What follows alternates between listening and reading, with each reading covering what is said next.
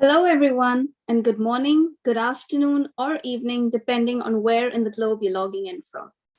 Welcome to the third TSAL, South Asian Lit Fest. My name is Ishita Saran, and I'm one of the TSAL coordinators.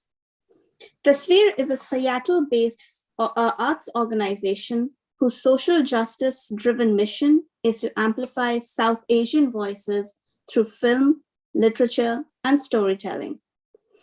The Tasveer Festival, Watch, Read, Talk, will showcase the best in South Asian film through the 16th Tasveer South Asian Film Festival, the best in literature through the 3rd Tasveer South Asian Lit Fest, and the best in storytelling. Through this festival, Tasveer amplifies underrepresented South Asian voices, places a spotlight on South Asian artists, and creates a safe space for dialogues within our communities. I would like to extend my thanks to Rita Meher, the co-founder and ED of Tasveer, Alka Kurian, the director of TSAL, and the entire TSAL team who have worked tirelessly to put this entire event together. I would also like to thank all the authors for agreeing to participate in the panels and bringing their passion and thoughts together. And now, it is with great pleasure that I welcome you to today's panel discussion, Navigating Contested Gender Terrains. Women and girls continue to negotiate patriarchal oppression in South Asia and in immigrant communities in the US, using genres ranging from mystery to autobiographical narrative. Telling women's stories of otherness is pervasive and remains an urgent theme in literature. Our panelists for today are Avni Doshi, Veena Rao, Tehmeema Anam, Farzana Doctor, and Humeira Kaderi. I would like to thank Vijaya, Venkataraman, and Alka Kurian, who have agreed to lead this discussion as moderators. Vijaya Venkataraman is a professor in Hispanic literature and at the University of Delhi. She has published several works on Spanish and Latin literature and has won several awards on her short stories in Spanish and English. Her other interests include music, photography, and theater. Our other moderator is actually joining us from Morocco, where she is on a Fulbright research project. Alka Kurian is an associate teaching professor at the University of Washington, Bothell. She has published several articles and books on gender and South Asian cinema. As a board member of Tasveer, she is the director of TSAL 2021. She also hosts the South Asian Films and Books podcast. So thank you both of you for agreeing to moderate. I would now like to invite Vijaya to take this discussion forward. Vijaya, if you would like to take the stage. Thank you. Thank you, Ishita, for this generous introduction. And we are delighted to have with us here today 5 authors and to discuss their books. And this discussion will be centered around some talking points that we will pose to these authors, and we'll continue and we'll also include some readings from their books, and it will go on for about approximately 2 hours. I would first like to introduce Avni Doshi. Avni Doshi was born in New Jersey and currently lives in Dubai. She's been awarded the Tibor Jones South Asia Prize and a Charles Pitt Fellowship. Her debut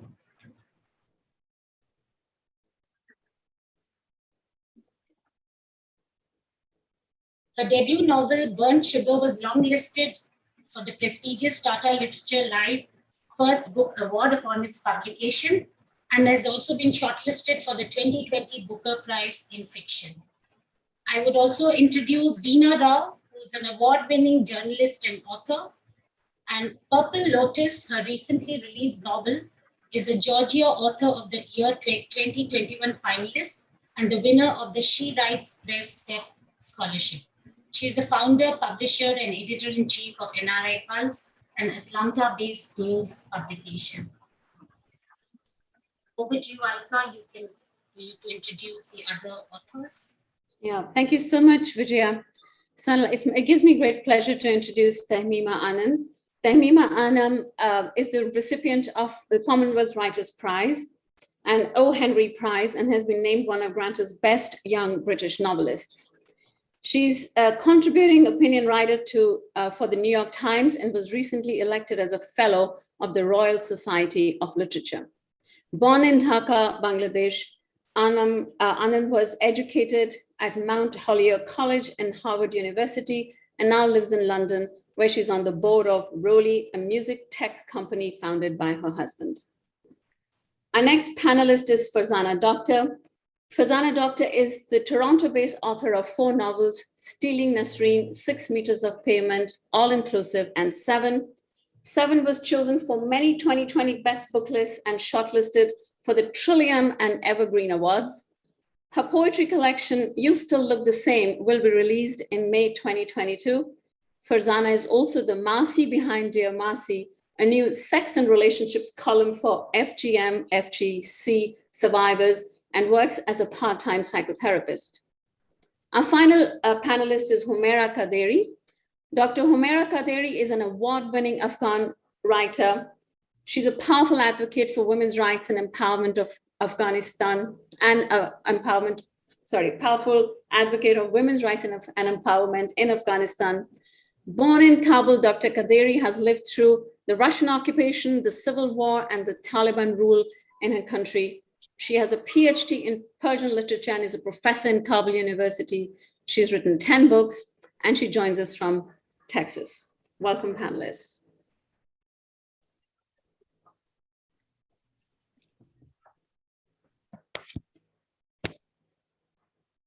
Over to you, Vijaya. Yeah. So we begin with the discussion first on the role of religion, traditions, and rituals in your narratives and how that finds a space in your books.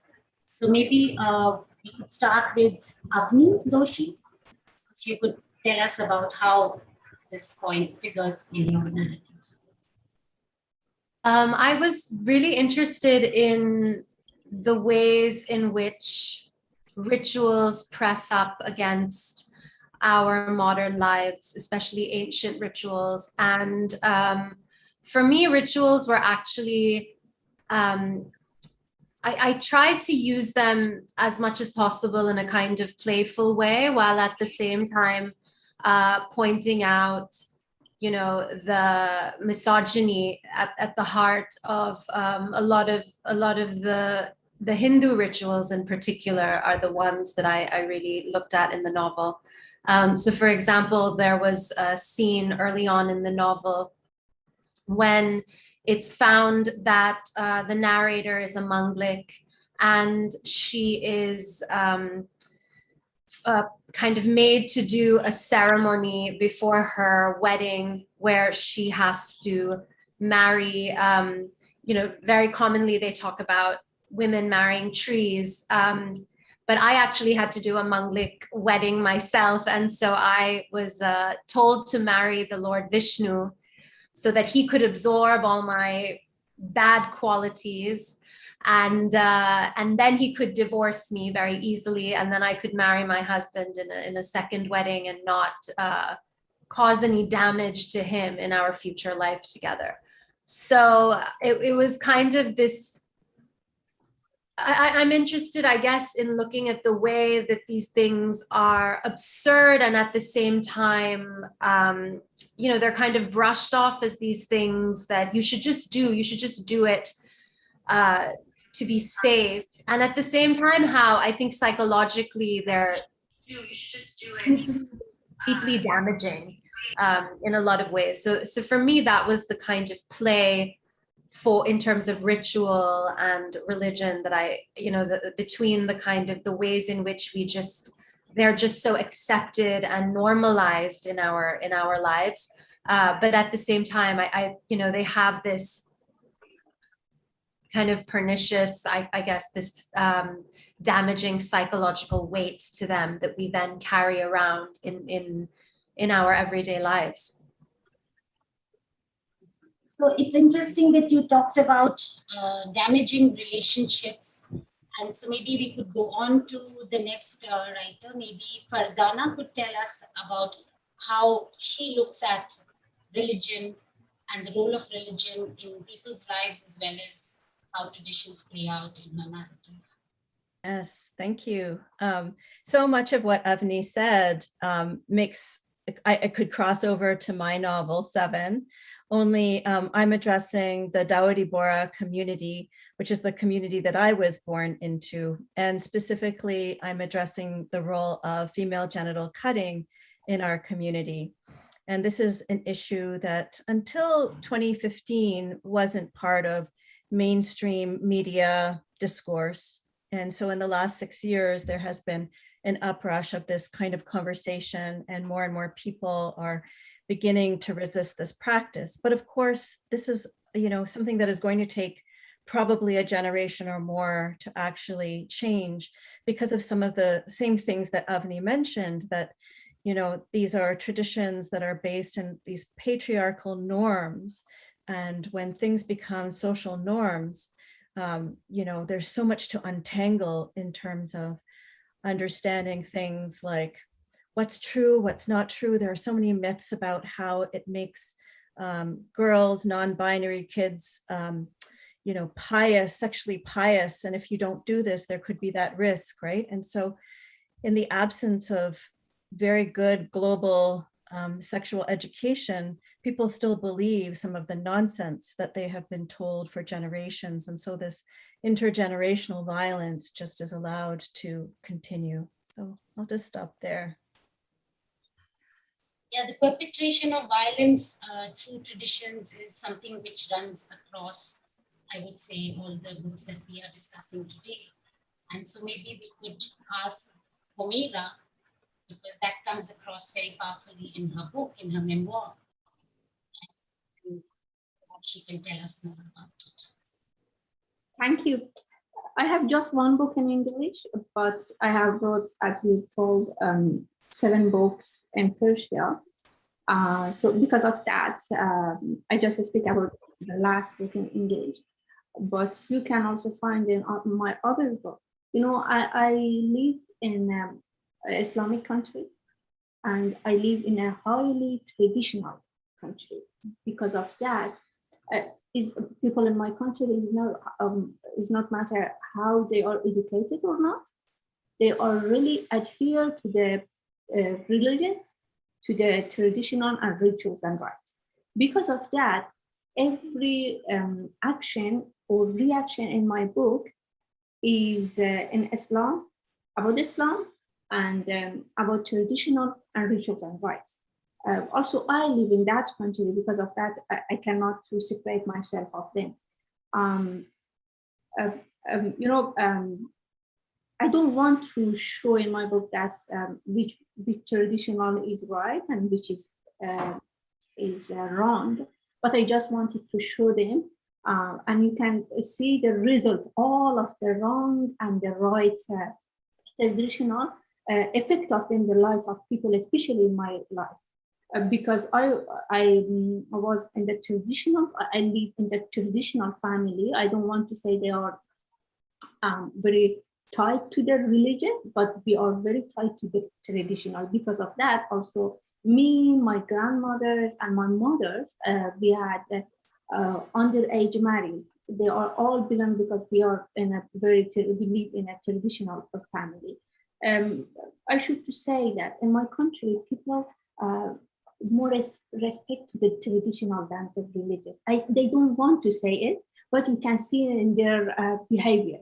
Because of that, usually but people in my book are less in the line with Islam. They are more in line with the traditional religion.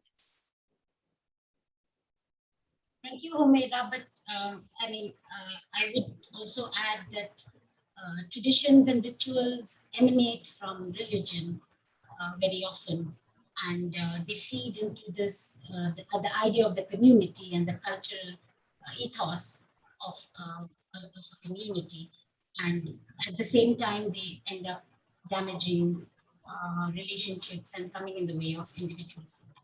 Yes. Taimima, could you tell us something? Could you add to this discussion about the role of traditions and rituals or religion? Sure. Thank you, Vijaya, and thank you all so much for having me. It's great to be here. Weird that I can't see what's on the other side of the screen and who's here and who's not. My novel is actually about three people actually, who try to reinvent religion. And they try to cast it into our modern lives in a reinvented way. And so I just thought I would read really quickly from like 2 pages of the book in which they're coming up with this idea. They're using technology to reinvent religion. Okay, so it's a conversation between Cyrus, Asha, and their friend Jules. So I got a letter today from some people in Missouri, Cyrus said. He started reading the letter aloud. Dear Cyrus, my wife and I grew up watching Little House on the Prairie, and we both have this yearning to kneel beside our bed at night and say some kind of prayer. Wouldn't it be nice if we could do that without assuming the viability of a higher power? Could we do that? Could we do that and just enjoy it? We don't want to cheat on our atheism. Geez, Cy, if only you could give every skeptic what they wanted, some kind of believable replacement for God, Jules said. Well, I said, I did propose that to Cyrus, but he wasn't sure. I didn't say I wasn't sure. I said, I don't want to be a priest. Jules looked back and forth between me and Cyrus. You want to give this man his own religion? I just said I could code an algorithm that would allow people to get a kind of Cyrus ritual, a combination of all the things they love wrapped up in a little modern package without the sexism, homophobia, and burning in the fires of hell of actual religion. Jules agreed, it's not a bad idea. People might actually go for that. I shrugged. It's up to Cyrus. What's wrong, Cy? You don't want to be the new Messiah? So my novel is a satirical look at the world of technology, but also the ways in which religion and ritual become part of our lives. And in this app, people get bespoke religious rituals that are based on the things that they're interested in, not on the basis of organized religion. And it was just a way of both identifying the importance of ritual in our lives, but also this, technology has become a new pillar of our existence and something that controls us and manipulates us. And we've been seeing all the ways in which this Facebook whistleblower is exposing the sort of power of Facebook in, really determining the things that we experience as being the things that we believe are important to us. So it's kind of taking a look at that. And I think obviously the rest of my esteemed panel have been working in this area in much more serious ways, but I was kind of taking a slightly more humorous look at religion and really trying to point out some of the foibles of both our kind of devotion to technology and our devotion to religion and rituals. Thank you, Taimima. That was absolutely fascinating about the possibility of reinventing religion and whether the new religion that one would create would actually enable or give us the chance to get out of some of the things that trap us, that make us feel trapped in the current manifestations of religion that we have. Absolutely fascinating, and we'll come back to some of these questions. Of course, technology is a very important question, but we will now move on to Veena and take her thoughts on what she feels about the role of traditions and rituals in her book, because they figure pretty prominently, I would say. Thank you, Vijaya, and thank you for having me. I think many of us immigrant writers invariably weave in rituals and traditions and religion sometimes into our narratives. I think Jhumpa Lahiri or Chitra Banerjee have done it really well. They talk about early immigrant experiences. When I talk about traditions or festivals in my book, Purple Lotus, I'm describing a minority American culture. I'm adding to the diversity of American literature. And I've also used common religious practices and traditions in Mangalore, where part of the book is set, as well as the American South, to add layers to the story or to add depth to the characters. There's a scene in the book where the grandfather is performing evening aarti, and I have used it to depict little Tara's longing to be reunited with her family. So incorporating traditions could be a way to, push the emotional buttons of the characters, which is what I have done in this instance. There's a Bhuta Kola or spirit worship scene, which is very, very specific to coastal Karnataka. And I have used it not to propagate religious ideas, but to inspire the theme of self-belief, belief in oneself. And if it's okay with you, Vijaya, I'd like to read a short passage on the Bhuta Kola scene. That evening, the family gathered with the village kinsmen in a decorated field near the shrine for Panjurli and Varte, the boar spirits, for a night-long ceremony of Bhuta Kola spirit worship. A dancer who was soon to be the oracle was dressed in colorful costume, a palm straw skirt around his waist, a multitude of flower garlands around his neck. Black paint accentuated his eyes as he flashed them to great effect. The rest of his face was painted ochre and red. On his head was a large Japanese fan-like crown that shone under the gasoline light, and around his feet were bells that jingled loudly as he stomped the mud clearing on the field. The crowd sat in a semicircle around the mud stage, Tara ensconced between Uncle Anand and Grandmother Indira. She watched fascinated as the dancer began to tremble, as his eyes began to roll. He was in a trance. He is possessed with the spirit of Panjurli, whispered Uncle Anand. The dancer's voice deepened as he spoke. How does he do that? Asked Tara incredulously of the spirit dancer. It's the spirit, not the dancer, Grandmother Indira replied. But how do you know he's not faking it? Don't question beliefs, child. Tara stared at the spirit invoker in enchantment. How was it that there were no spirits of dead people and animals in the land of Nancy Drew and Hardy Boys, she wondered. Why did they only inhabit little towns and villages in India? Despite her lack of conviction in the Bhuta, she closed her eyes and begged, "Oh, spirit, please heal Uncle Anand." Uncle Anand is her schizophrenic uncle. "Please reunite me with my family. That is all I ask for." When she opened her eyes, she noticed that the crowd was making way for the dancer, creating a little path right in front of her. With alarm, she realized that the jingle of the bells on his feet was getting louder. He was moving in their direction. "This little girl, she will be queen," she heard the booming voice say. Uncle Anand whispered in her ear to open her eyes and look at the spirit dancer, but she could not be persuaded. "The Daiva is never wrong, the roar continued. "Like the purple lotus, rarest of the rare, she will rise from muddy water. This purple lotus will rule the world."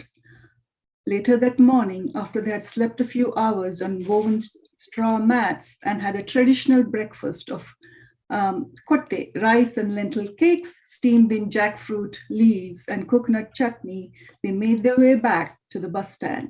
They walked through the wet rice fields in single file, Grandfather Madhava leading the way, Tara trailing behind Uncle Anand. She tapped his forearm to get his attention. "Why did the oracle say I would rule the world? Nobody rules over the whole world, not even President Jimmy Carter." Uncle Anand gazed into the cloudless horizon without shielding his eyes. "It's quite simple, little girl. The whole of the universe is inside you. To rule yourself is to rule the world." So as you can see, this is a Bhutakola setting, but it's propagating self-belief, belief in oneself. I'll stop here. The idea of the world contained in oneself and, Absolutely. So, Alka, would you take over from? Yeah, I will. Yeah. Thank you so much for that fascinating reading, Veena.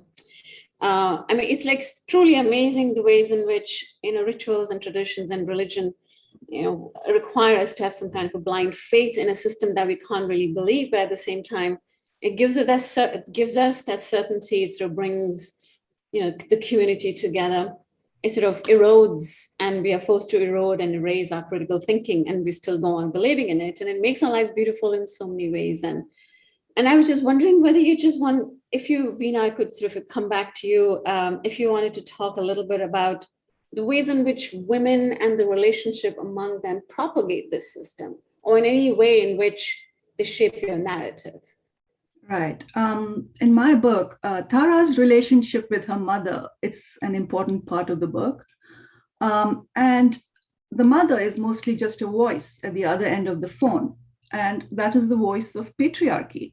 The mother perpetuates outdated belief systems because that's how she's been raised. And she sees it as the only way to keep the peace. And she foists her idea of happiness on her daughter.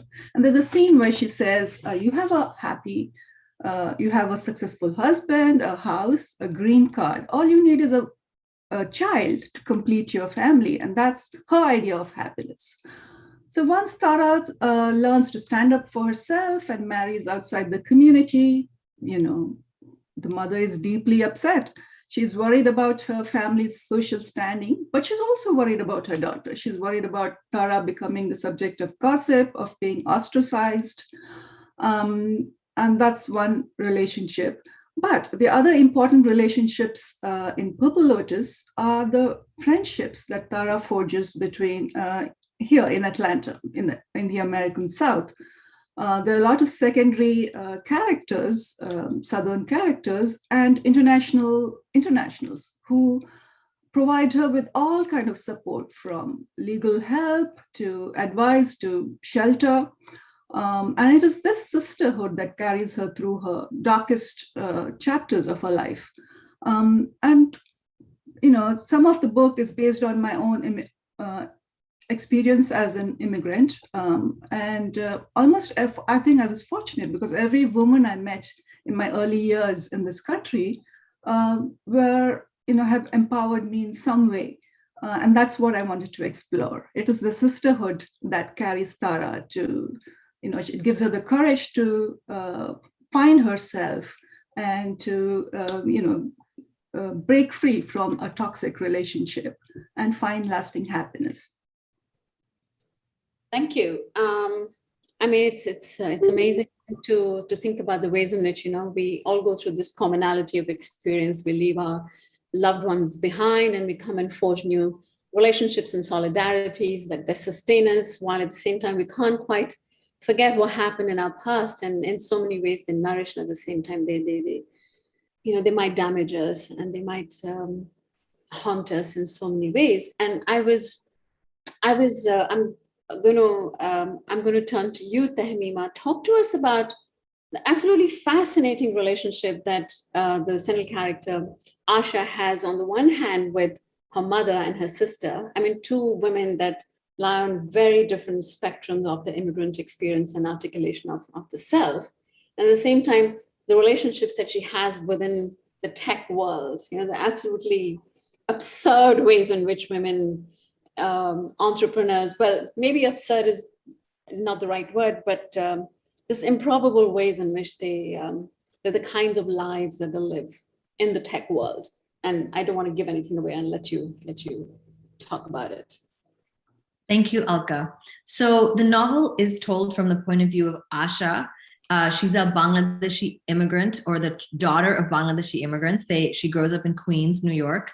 And I was really intent on creating an image of this family that is in contrast to a lot of the stories that we read about immigrant families. And, not to knock any other portrayals, I think some of those stereotypes of very traditional immigrant parents who are obsessed with marriage, where the mother is kind of like trying to hold up a kind of traditional set of values. I think those images exist. Those characters exist for a reason, because they are actually out there. But for instance, I didn't grow up in a family like that. My parents never pressured me to get married. And in fact, Asha's parents, when they find out that she has gone off and run off and married her childhood sweetheart, they say, "Why do you think we moved to this country? So that you wouldn't get married so young. Finish your education." And they're basically artists. So they run a pharmacy, which is what they do to sort of, survive and support their children.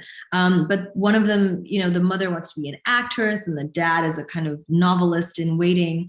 And I just wanted to show that sometimes immigrant families do not conform to these ideals that we sort of imagine, which is where the parents are trying to, pass down these sort of what they see as traditional values or traditional norms that they're trying to uphold as immigrants.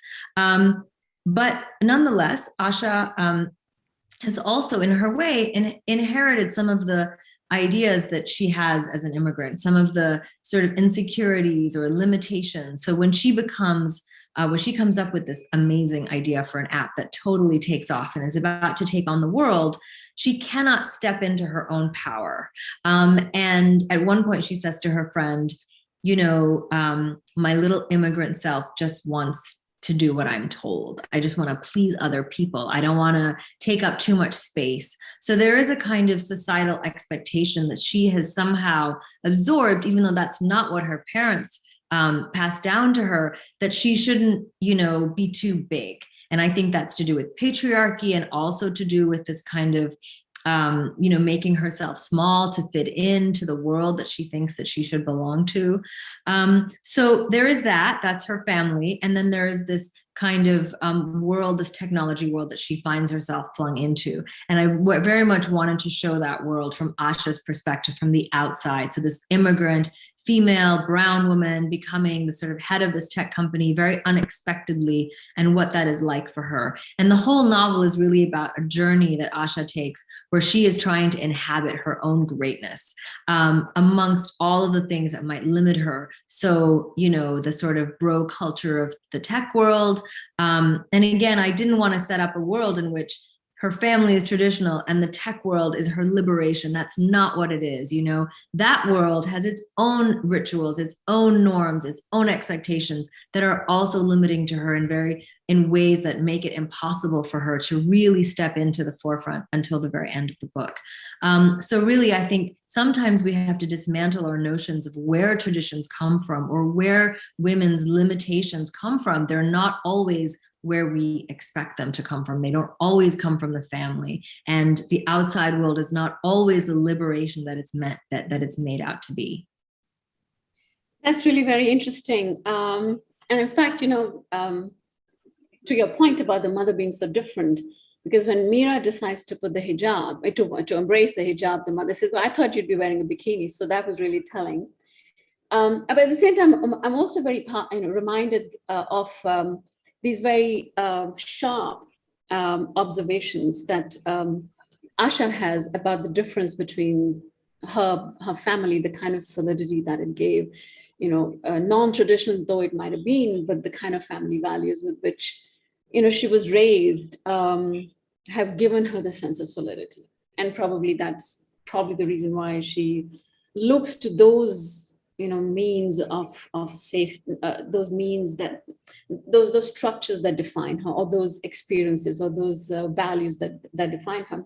But I'm curious to know, why do you think?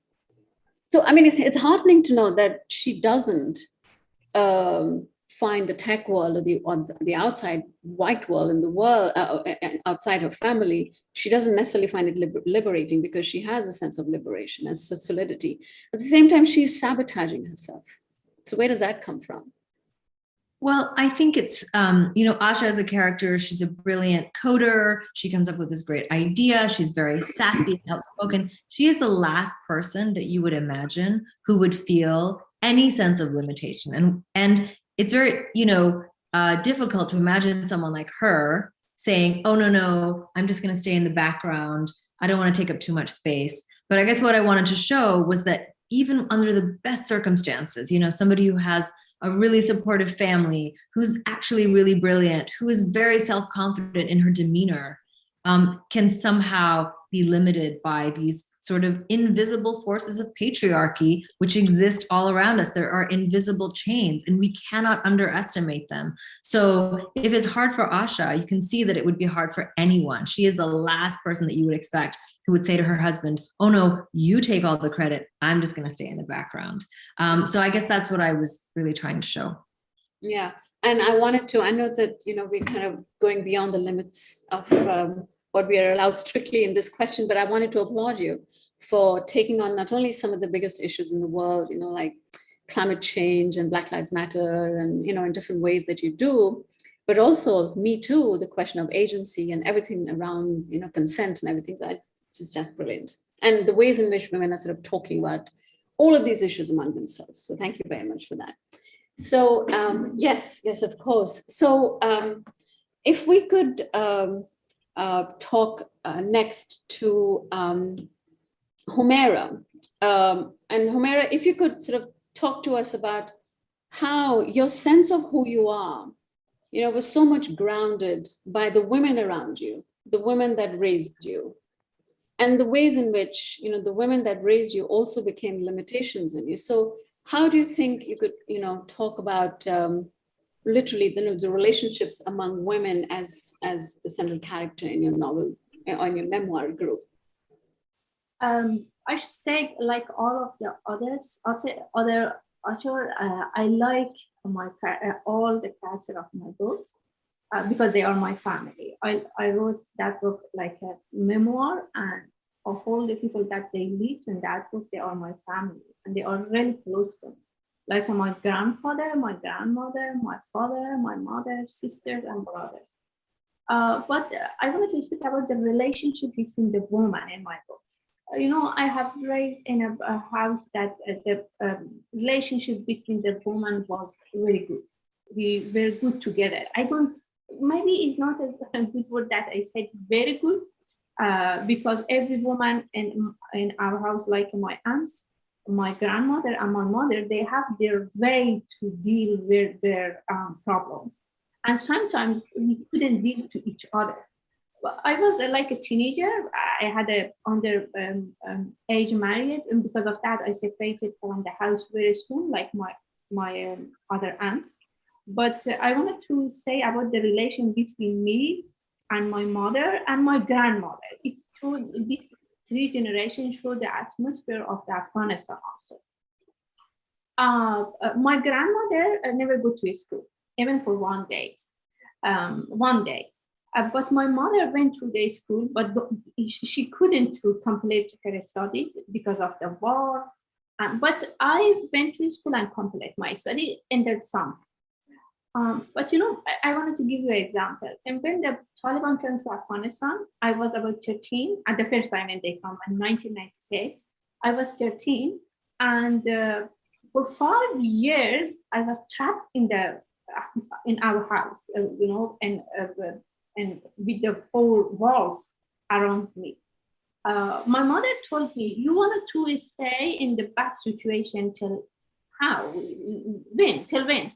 And I said to her, I don't know what should I do for myself. My mother told me, I give you my kitchen and you turn it to a school. I said, I am a teenager, I'm like a child even myself, and how I can be a teacher for others. My mother told me, can you read? Can you write? I said, yes. And my mother told me, do you know a lot of girls around you in these alleys cannot read and write because the Taliban take country and they are almost at 7. And for another girls, the girl that they are in 6, they will be also 7. And you will have a street full of illiterate girls. My mother's give me a beautiful kitchen, and he took every things that had in that kitchen and helped me to clean the walls and take everything from that room, and we turn it in the a school. Also, I wanted to say about my father. My father bring me a board from his school. We don't have any girls' school, and my grandmother told me that it's really dangerous. You don't allow yourself to put all the people of this house. You are not allowed to put them in danger. You know, I wanted to say some women in Afghanistan are soldiers for men.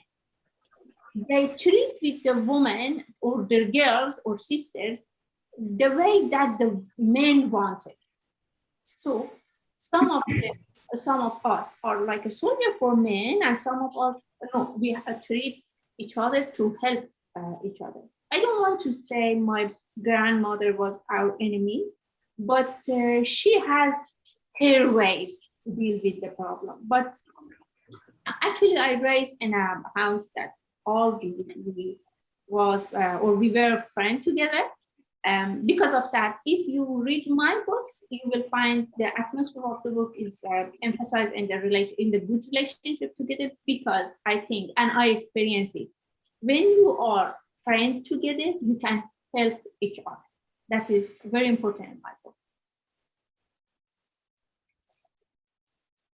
Sorry, I was muted. So that is a brilliant example of, what individual people are capable of achieving, given the kind of support that they get from the women in their families. And I do understand the limitations that you have.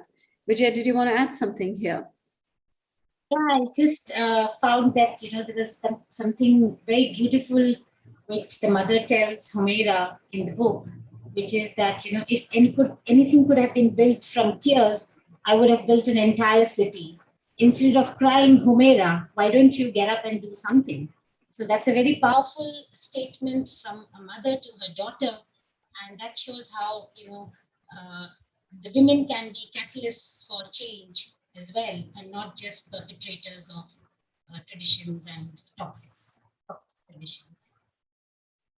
Yeah, thank you so much. Thank you for sort of surfacing that, that little passage from Humeira's memoir.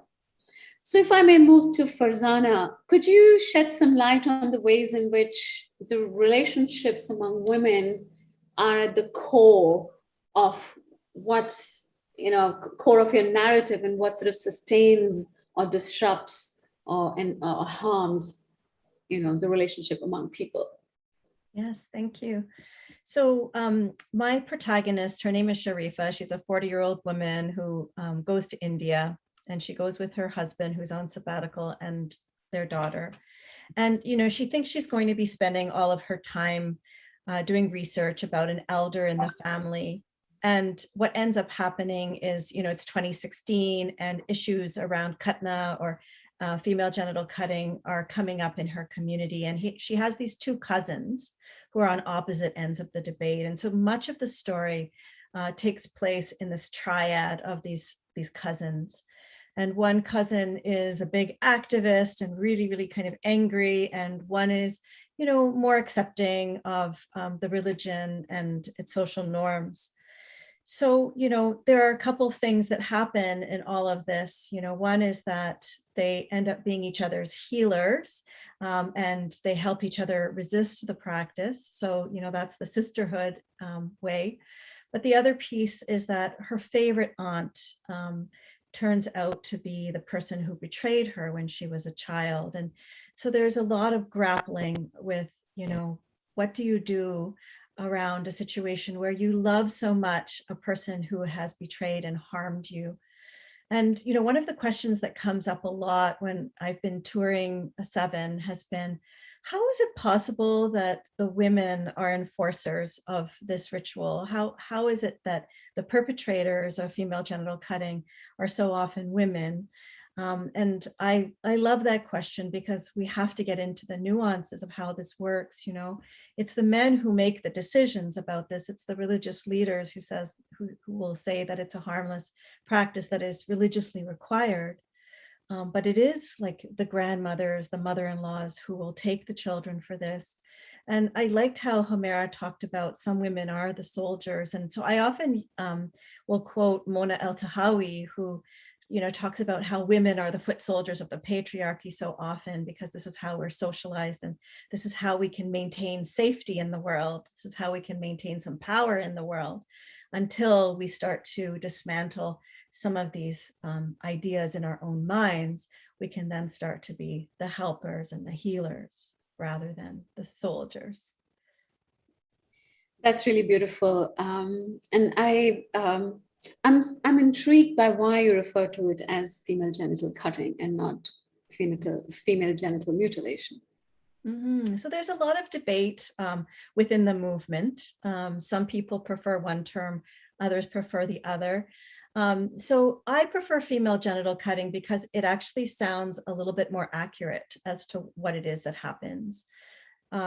Other people will say no, like let's use the more the bigger word of mutilation, but I think it feels more accurate for me.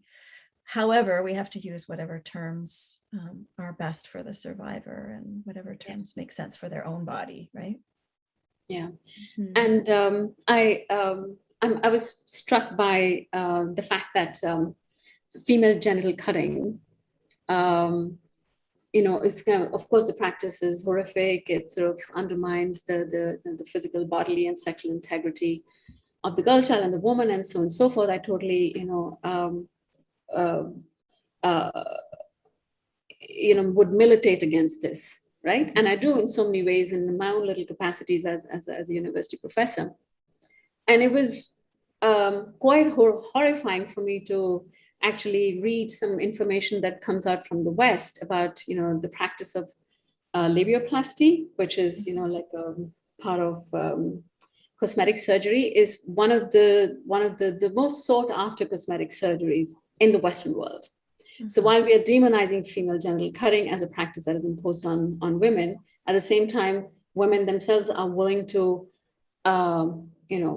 undergo this particular kind of cutting or mutilation, whichever way you want to look at it. Well, we can be our own foot soldiers in that matter, right? Yeah. So, yeah. I think whether you've experienced trauma or not, you probably have learned some pretty negative ideas about the female body and genitals, right? Mm-hmm. And so often, again, in the absence of, really good sexual education, people can have really fraught ideas about what their genitals are supposed to look like. The other thing I want to say about the West is, we do often think of FGC as being something that takes place amongst, brown and Black communities and bodies. But until 1977, it was covered by insurance plans in the US. So female circumcision was covered. And so that was happening to white Christian women. So across the planet, there are so many ways in which we try to police bodies and sexuality.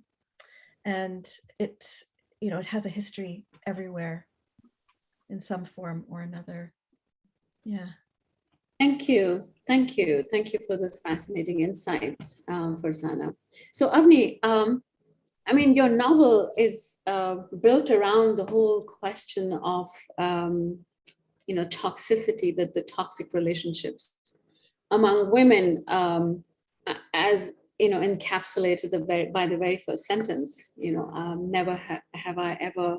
I would be lying if I didn't think that I thought badly or ill of my mother. I'm not reproducing your words very accurately. So talk to us about this very interesting relationship, not only between the mother and daughter, but this entire community of women who are out to sabotage each other, who are out to sort of damage and hurt each other. So talk to us about that, Avni. Yeah, thank you. The first sentence is, I would be lying if I said my mother's misery has never given me pleasure. And I think that really, in a way, sets the stage for what's to come. You're absolutely right. At the heart of the novel is this fractured relationship between Antara, who's the narrator, and her mother, Tara. And, Tara has kind of been not been the kind of mother that Antara needed. She's kind of abandoned her at various times, and she was never very maternal. It can be said that maybe, she never really wanted to be a mother. She never really wanted to get married. There are many aspects to, that kind of, I think that maternal ambivalence is at the heart of the issue between them. And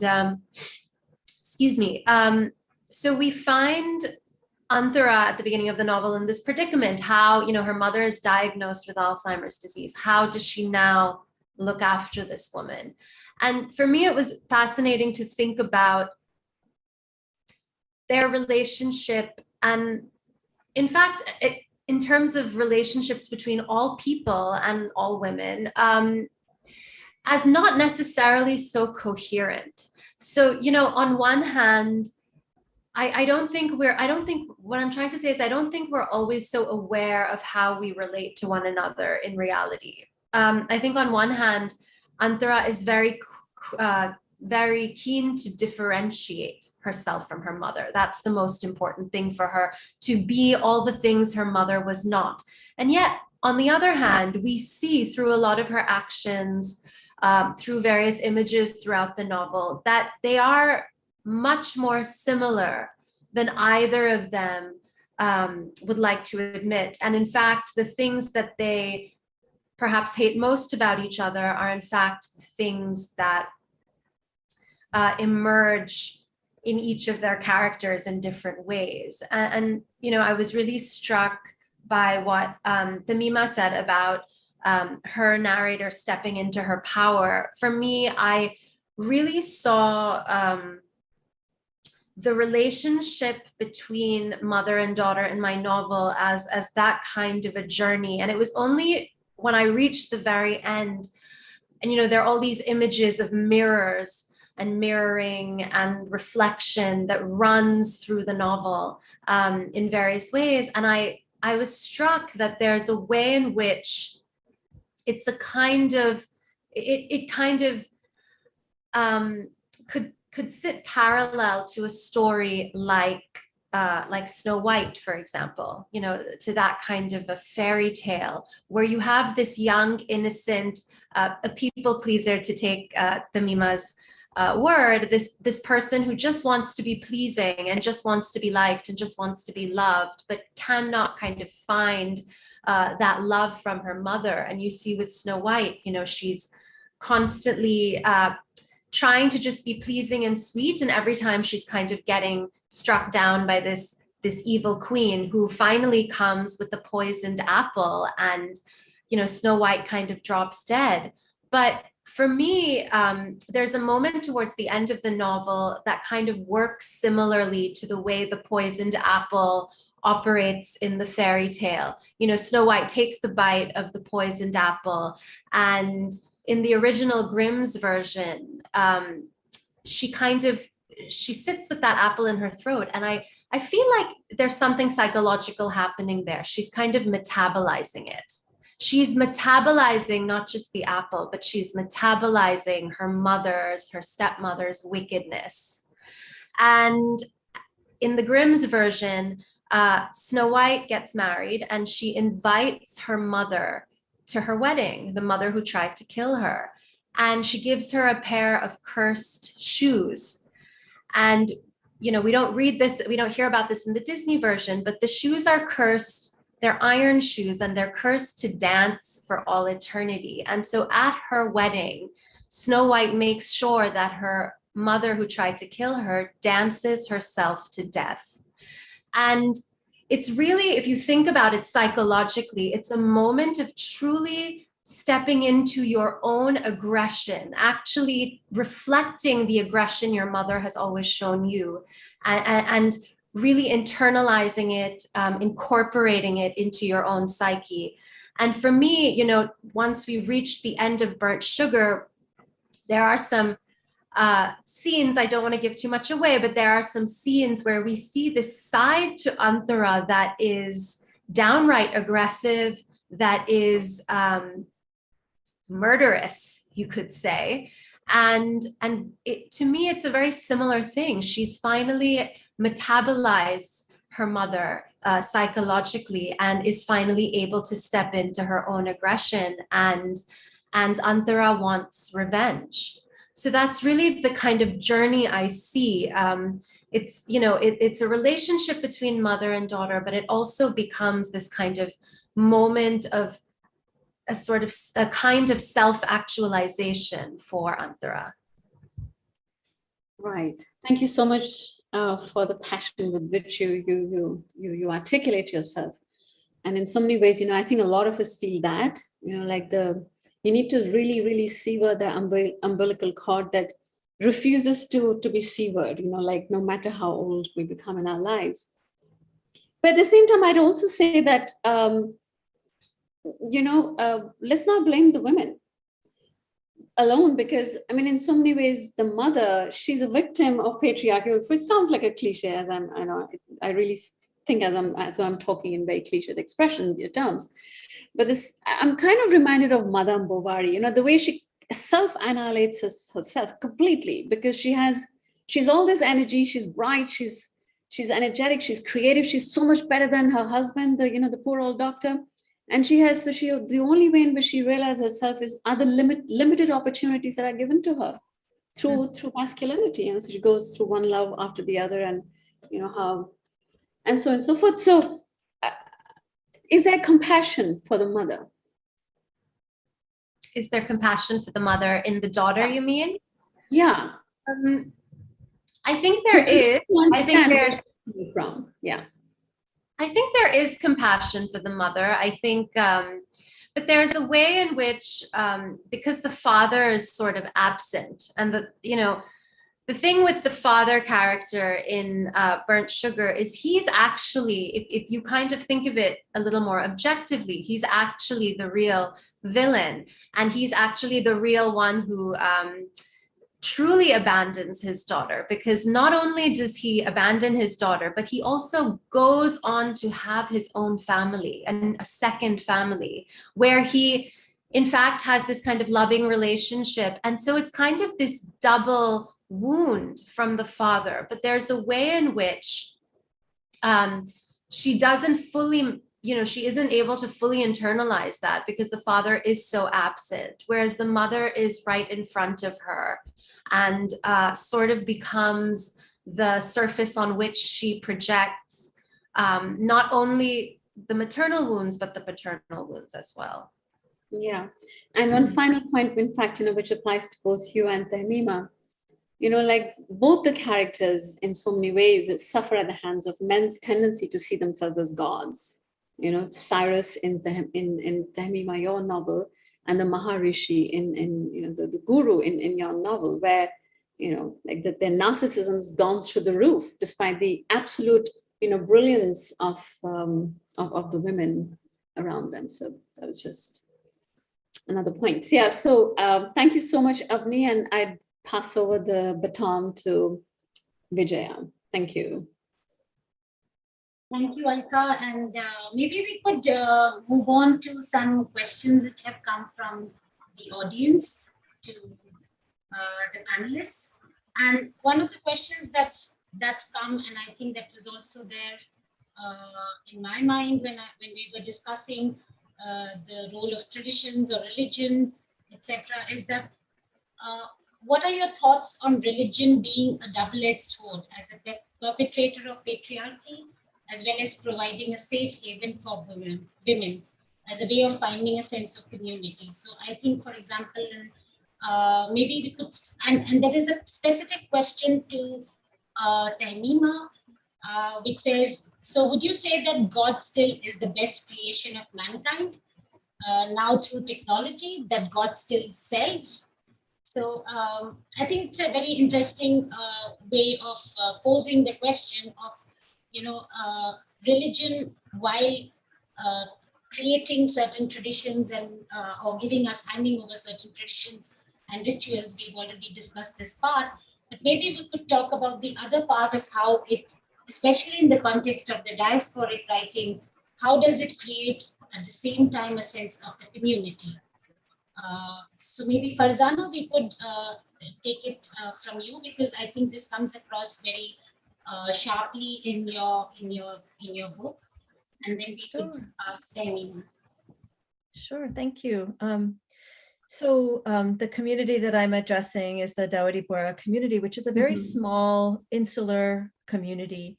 And the really great things about the community is the kind of interdependence, the cooperation, the mutual aid that happens. And my protagonist struggles a lot with where does she belong. She has lived most of her life in the US, and like so many people who have this kind of diasporic identity, she can feel quite out of place and a sense of lack of belonging quite a lot. And so one of the things she loves about the religion is the feeling of knowing who she is and where she's from. I can just, I'm quite different from my protagonist, but one of the things that I found when I was doing research for the book was I went to our traditional village, Dolka in Gujarat, and I stood in the middle of, the Dawadi Bora enclave. And while I don't believe most of what the people who live there believe, or what I assume they believe, I had this moment of feeling like, oh, this, 1 meter patch of land that I'm standing on right now, this is where I'm from. So belonging is a big part of how religion can, provide a sense of sanity and community. Fascinating, because this really comes across in your book, especially when the protagonist, this Sharifa, is debating constantly between disengaging from the community and moving away from the community or rejecting certain things that the community has to offer, which she does not want, and at the same time wanting that sense of identity. So she's caught between these two cousins, for example, one who attracts her for her activism and the other who also attracts her for the sense of family in the community. Very interesting. So maybe Veena, could you talk to us about this aspect of how religion offers also, like the example that you gave earlier on about the Bhutakala, and how that energizes your protagonist to kind of break free and to find herself within herself. And how does that play out in maybe other parts of you?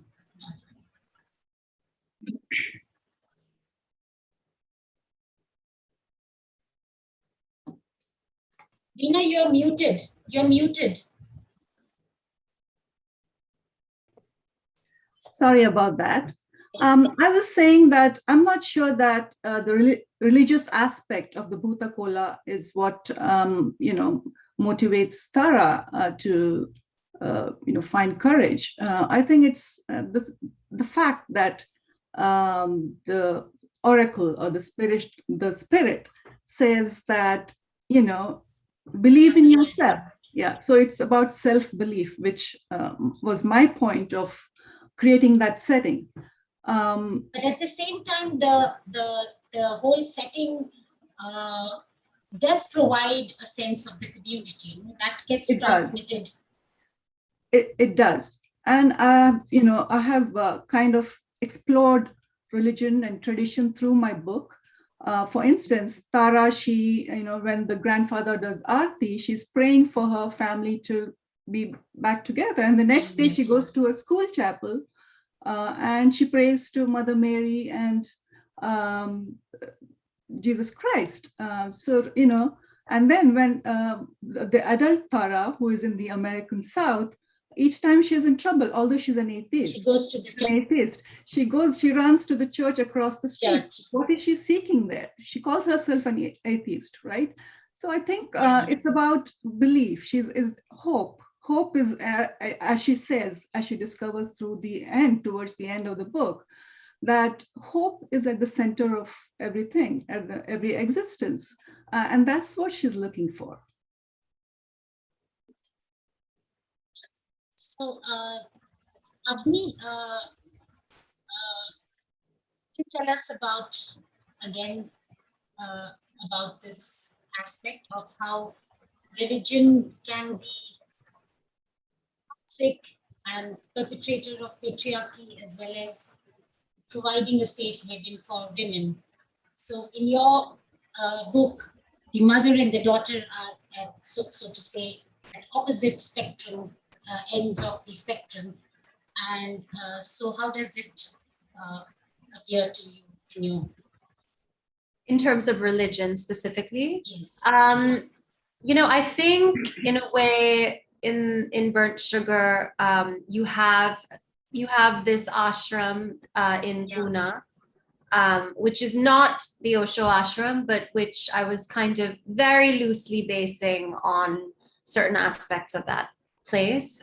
There's a way in which the ashram is a place for Tara to go when she wants to leave her marriage.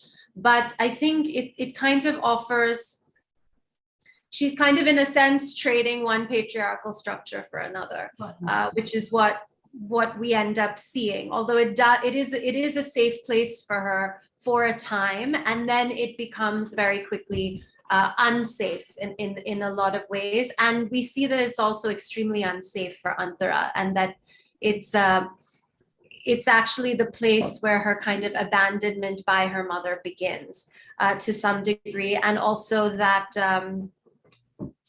there's this scene where everybody is kind of meditating, and then it becomes this ecstatic dance moment in the novel. And we see that there's actually very horrific abuse taking place, under the watchful eye of the guru. And so I think the thing is, yes, definitely these religious system structures, these ashrams, these various institutions, they offer a safe haven in a lot of ways, but like any institution, there are these horrendous abuses of power. And if you happen to be a disempowered person in that setting, it can really be very scary. And there's a way in which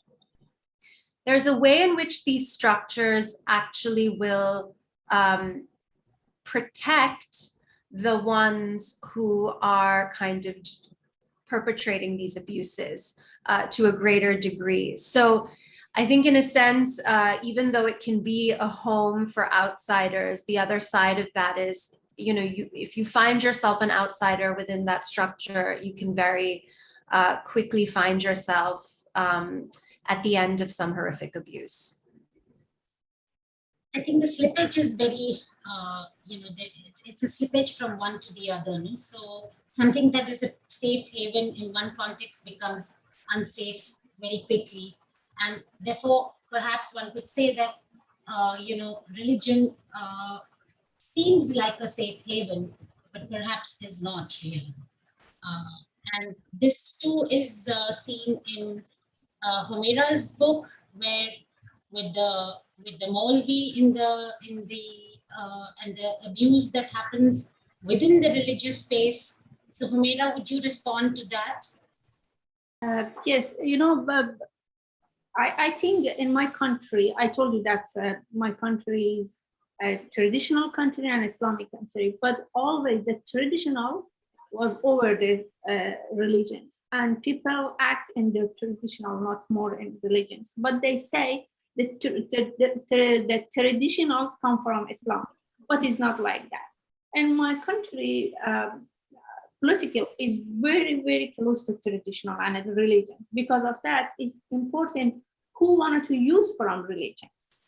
I wanted to give you one example. For example, when I was in the first time that Taliban come over and take over Afghanistan, they use religions in every act, in every step of them. And because of that, I saw the collapse of the community, because they use religion to hurting people. They wanted to cut their hands because they say they are thief, you know. It was very painful for people when you use religion for them to hurting them, not to sweetening them. Because of that, in my country, people, I'm sorry to say that, but they, especially for new generation, when we say religion, they really feel they are hating of that, because when they saw for example, the Taliban, how they use from religion is really painful for them. Religion, especially for women, always was like a walls for they don't allow them to school. They don't allow them to educate it. They don't allow them to their job.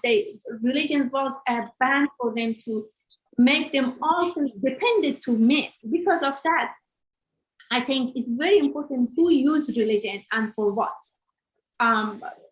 I say for women, especially for women of Afghanistan, religion was always like a wall for being a human being.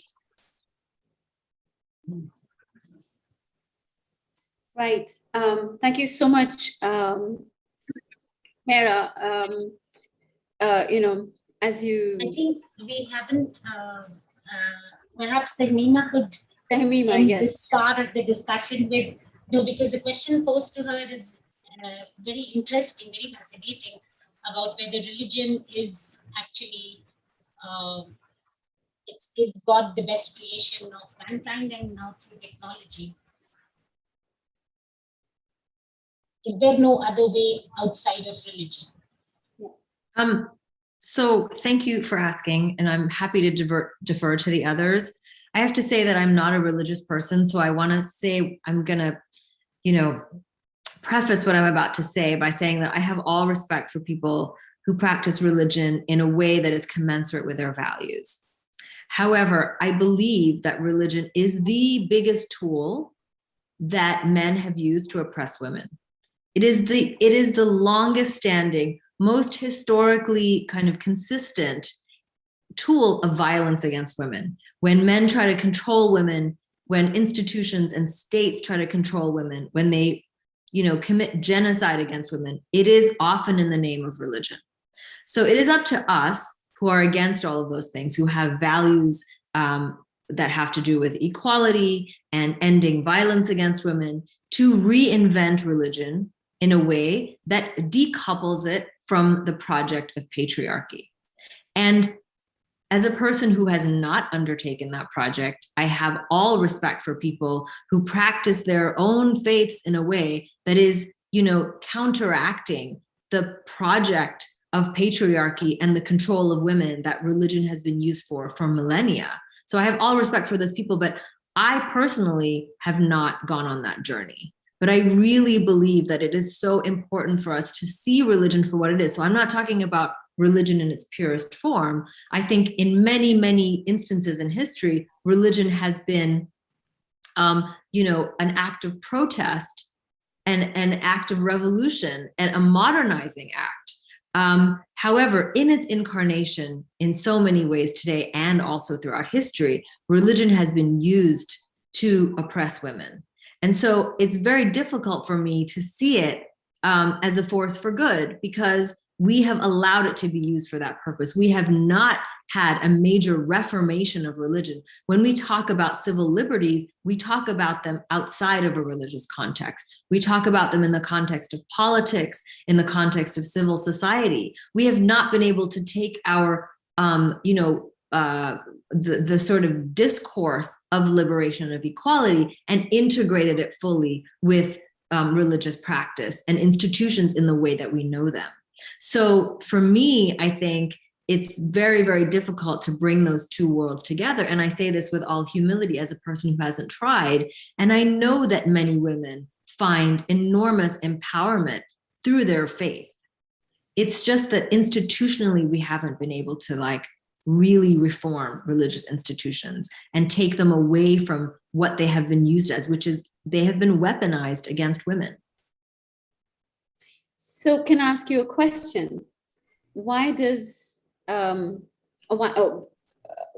do Cyrus, Jules, and Asha try to create religion? Could they not call it something else? because it's, I hate to use the word misleading. That's the first word that came to my mind, but maybe isn't, if I may say, lazy on your part to not use another word, because it sort of leads the reader to believe that there is an attempt to create a parallel thing which could also be a religion. I mean, of course, people say football's religion and whatever is religion. That's the first question. The second question is, are we saying, and of course, that's not what you're implying, but my question to you is, are we saying then that violence against women cannot happen outside religion? It happens all the time. So, for example, the war between East Pakistan and West Pakistan, it was among Muslims, but, you know, hundreds of thousands of women suffered, right? So what about that? So Alka, that is an exact example of what I was saying. So when the West Pakistani army committed genocide and a mass campaign of rape against the Bengalis of East Pakistan, they did it because they said that the people of East Pakistan were not Islamic. And one of the main, there are all kinds of things that happened. There were mass rapes, there were campaigns of genocide against civilians, and it was all done under the guise of religion. It was done because West Pakistan used the cloak of religion to commit sort of an act of colonization against the Bengali people of East Pakistan, who wanted their own state and who wanted their own sort of vote. Even if they were going to stay together, that call for independence, the breaking away, they said, we are a nation that has been brought together under the guise of religion, under the umbrella of religion. How dare you try to be your own country? How dare you try to speak your own language and have your own culture? So in fact, all of those campaigns were done under the guise of religion. And that is really like my major protest against religion comes from that moment in history in which my country was born, and my people sort of live with this inherited trauma for generations. But to answer your first question, I wanted to take a lighthearted swipe at both religion and technology. And Cyrus and Asha and Jules are part of a system that they are purporting to transform. They're not outside of that system. They're debating it. They're saying that, we are not the sort of capitalists and we're not the priests, and yet they do both of those things.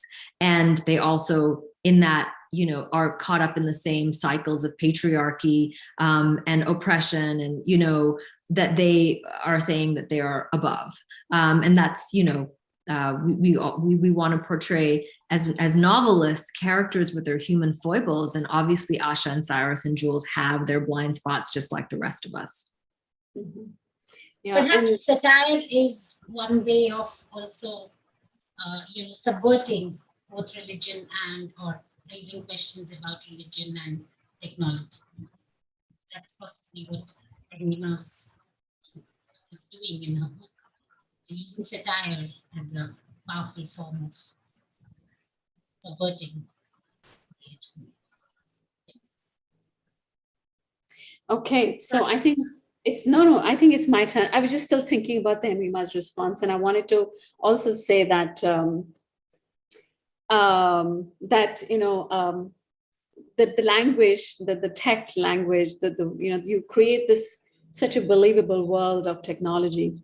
I need to have a lot of knowledge about the tech world in order to be able to enter the lexicon of a novel. It's brilliantly done. So while I'm still talking to you, Humeira, Taimima, could you tell us about how living in the West has shaped who you are, how you see yourself, how you see the immediacy of your family, your community, and the wider world? Sure. So I think, like the rest of this panel, I've experienced various forms of displacement. Obviously, Humeira, you've experienced displacement in a way that is so much more kind of violent and extreme than the rest of us. And we really have to understand that this has been a kind of displacement that wasn't necessarily at all in your control. So, real respect to you. My forms of displacement had to do with basically with privilege. My parents were born and raised in what is now Bangladesh, and they left because they could. They left because they had opportunities to see the world and as a result, I was raised in multiple different countries. I don't think I lived in the same home for more than 2 or 3 years while I was growing up. I attended 8 different schools. And I suppose, I commit acts of belonging through writing. So I tried to claim a piece of my history by writing a novel about the Bangladesh War. I try to belong to Bangladesh by writing about it. I try to critique that sense of home or long for that sense of home. I think we all commit acts of belonging, of distancing, of pushing away our identity, of bringing it closer through these acts of writing. And I think as I've gotten older, the only thing I can say about my identity is that I have to feel comfortable with discomfort. So I have to accept the fact that I'm never going to belong to that place. To Bangladesh in the same way that I would have had I kind of grown up there and lived through those moments in history that I write about. And I think it's really the only way to be a writer is to sit outside of yourself in some fundamental way and experience your life slightly from a distance. So that is really, my sort of, in all that I tried and through my childhood and adolescence to try to belong somewhere, I think I've now understood that not belonging is the common thread. That's so beautiful. Where sitting on the margins gives you that insight that you probably wouldn't have had if you had continued to live within, your country of origin. And I'm curious to know whether people ask you, what do you know about Bangladesh? You haven't even lived there, so how dare you write about it? Well, people say that to me all the time. In fact, I was Bangladesh has one of the world's biggest book fairs in every February. And this young woman came up to me and she said, "Oh, you're Aamina Ahmad." And I was like having this moment where I was like, "Oh, she recognized me. She's going to say something really nice, some young woman. And she's going to ask me to sign her book." And she said, "Your grandfather would have been so ashamed of you for writing a book in English. How dare you not write your book in Bangla?" So, there's all kinds of expectations that people have when I think the problem is that there should be more writers from Bangladesh who are known outside of Bangladesh. Then there would be less pressure on each individual writer to have some kind of ambassadorial responsibility of representing the entire experience. And I've written a novel about the Bangladesh War. It's certainly not the only one. There are far superior novels written about 1971 than the one that I wrote. Mine just happened to be the one that was published outside of Bangladesh. So I think for sure, those questions of authenticity will always come up. And again, I think it's important to live with that feeling of, did I get it right? To have humility towards that experience and to say, my only response is always to say this was one book and there are many, many other books and there should be many more. Thank you. Thank you for saying it so beautifully. So Veena, how do you think you've been shaped by your, interaction, by your intersection with the Western world, and the ways in which it's shaped you, and the ways in which it's shaped your understanding of the world around you, whether it's your immediate world or the world, far away from you? Yeah, thank you, Alka. I don't think my book would have been the same if I had lived in some other part of the world. Well, I could have written a book about abuse or patriarchy or mental health, but it would not have had the same essence or flavor because, my book is rooted in Atlanta, in Georgia, in the American South. And there are secondary characters who are Southern. And so there's so much of Southern culture in my books, the foods and festivals and, the Southern dialect. So I think despite what flaws and issues we minority cultures face here in this country, I have been fortunate. This country has given me the courage to be myself and speak my mind and learn to just enjoy the freedom to be myself.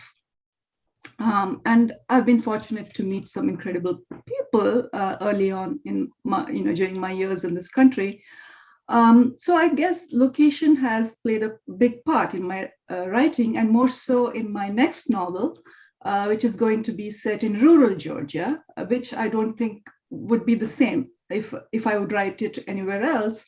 And like Tehmima said, not belonging is a common thread that we all need to talk about, I think.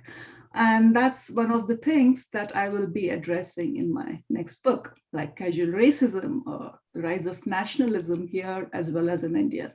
These are topics that we need to be talking about as well as immigrant writers. Yeah, thank you so much for talking about how you fully come into yourself, having lived in the West, and the kind of freedom that you've got. You've created a community of women around yourselves who've been extremely enabling, and who've given you so much love and support in a way that probably wouldn't have been possible. Of course, one can never be certain about these kind of things. Thank you so much. So I'll turn to Humeira. Do you want to talk to us about your experience living in the West? And I was wondering, could you read something from your book that illustrates your experience living in the West, or any other passage that you might want to read? Actually, I'm not ready for that. I'm just take one part of my books for the last question. Okay, you're welcome to do that if you want to do that later. Speak about that. For me, I started being an immigrant person from when I was 4 till that I am 40. For all of you, maybe going to another country be like a visit, take your bag and say, okay, bye-bye to every person. I wanted to go visit a country and then again return to your home. But for me, it was always like to run from the war to another country. I have reached to California yesterday, and I was about 40 days in Texas camp. When I watched my son who running around the tent, I just saw myself again. That's when I was 4, and I was running around the tent and always asked for my mom, what's the meaning of immigrants? But it's take a long time to understand means. Immigrant means you change your geography up, but you carry your history with yourself. Because of it, I always, in my country, I was confused. And when I go to another borders, also I was confused. It was really hard for me to say, where is my home? And in this, during these immigrants, I'm going to others country. I had my father when I was 4, a mother's and family when I was 4. My father was a fighter, and he put her gun and said, I don't want to fight again. Me and my mother's father and one brother went to Iran, and I was for a long time in tent again. So after this 17, when I married and I ran because of the Taliban to Iran, I didn't have my family till now. Because of that, every part of my family running from war to another places, and we went together. We were not together. For me, being an immigrant always was painful. I always with my family, especially right now after I wrote that book, Dancing in the Mosque. It means I totally put my family in danger, and I'm running away, from that country.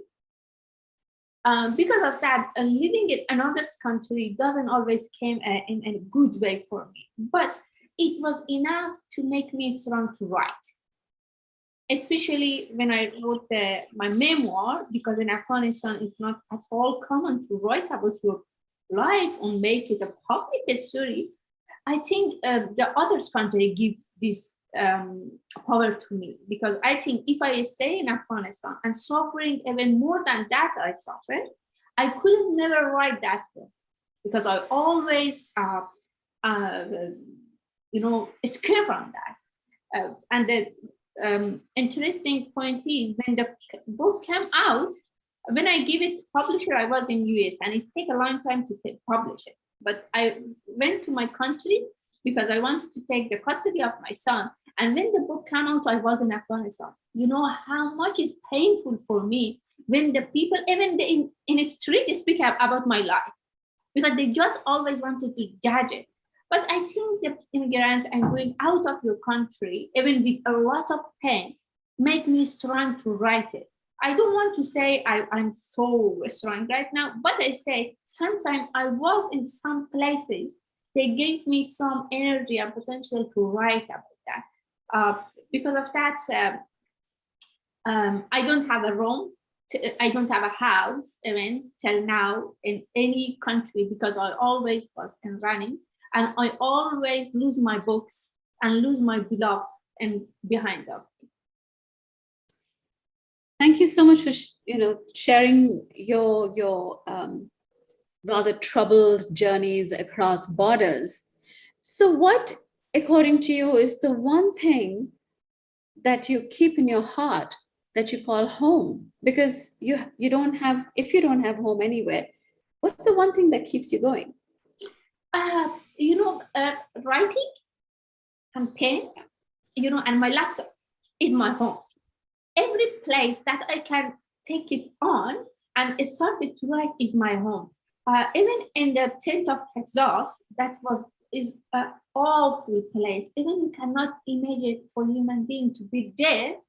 I made a place for writing, and there was my home. If I think about that, where is my house really? Where is my room to writing?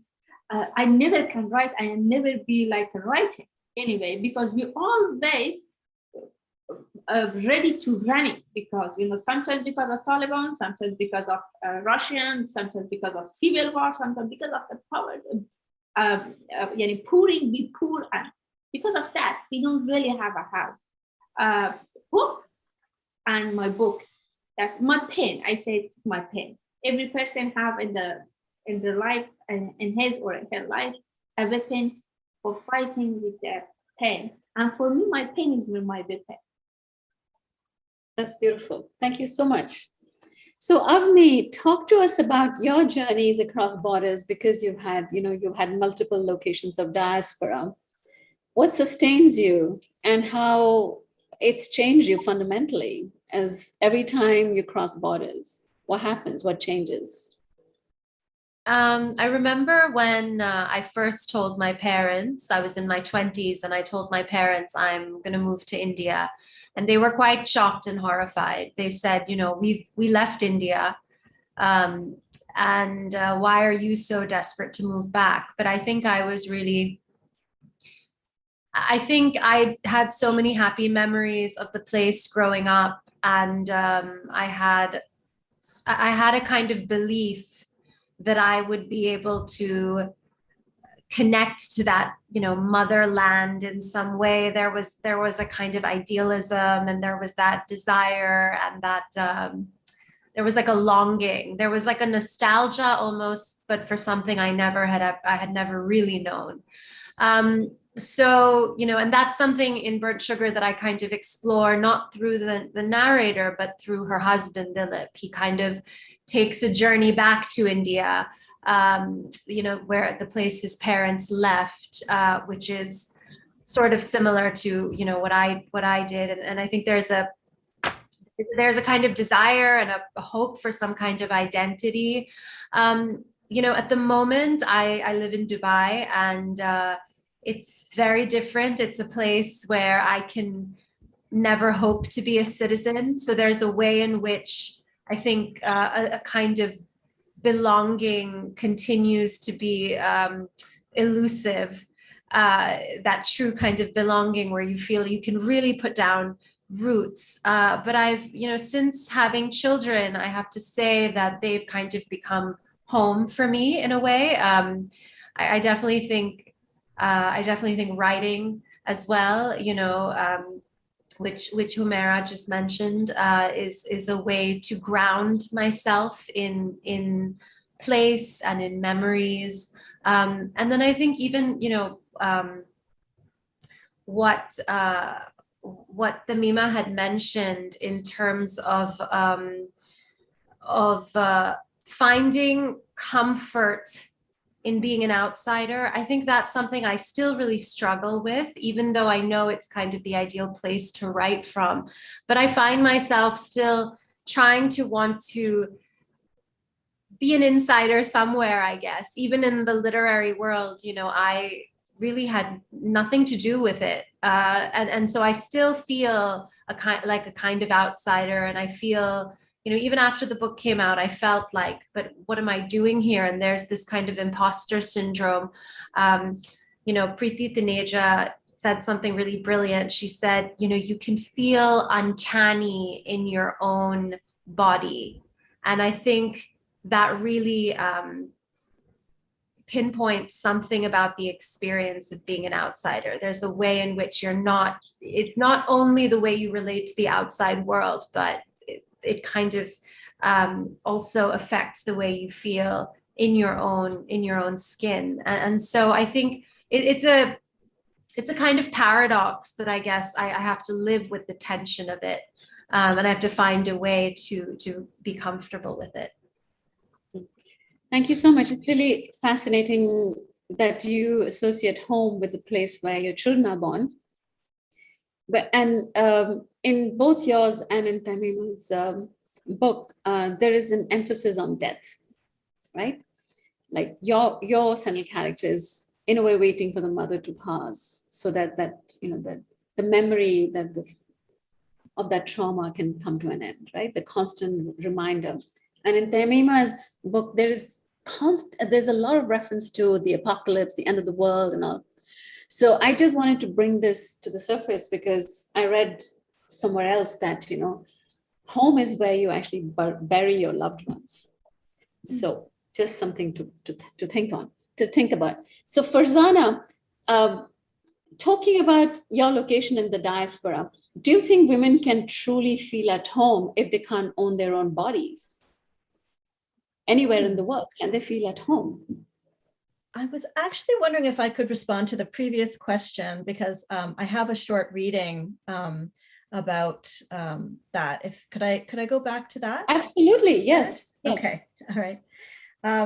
So I have lived in Canada my whole life. I was born into the Dawadi Bora community because in some ways I am not kind of on the inside of it. My father gave up the religion as a young man, and my mother was very lukewarm around it. So in some ways, I'm very well placed to write a book that criticizes my community's religious leader because I won't suffer.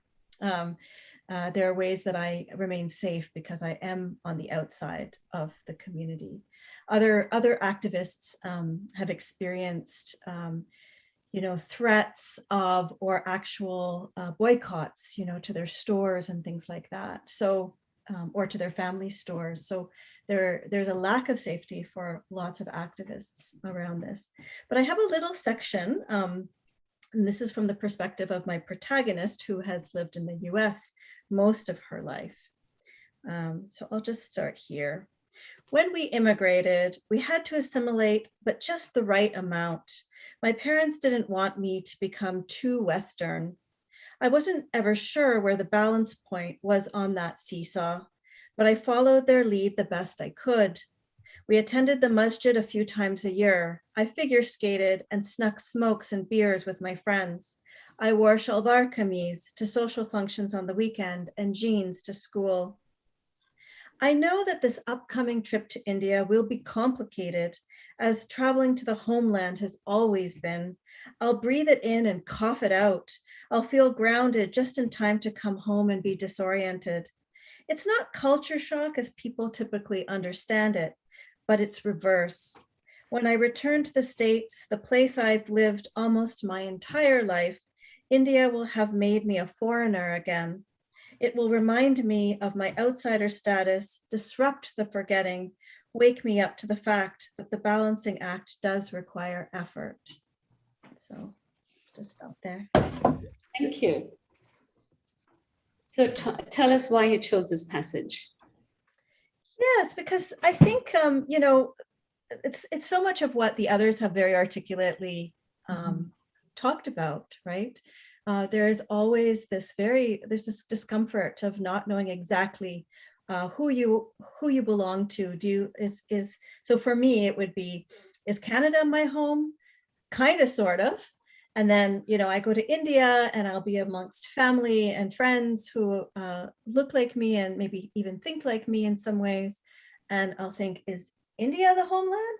Kind of, sort of, not really, so very much, for Sharifa, I needed to have that as a big part of her experience too, because so much of what she really struggles with as she's trying to work out, where is she going to stand around this FGC stuff, is around her sense of belonging and lack of belonging.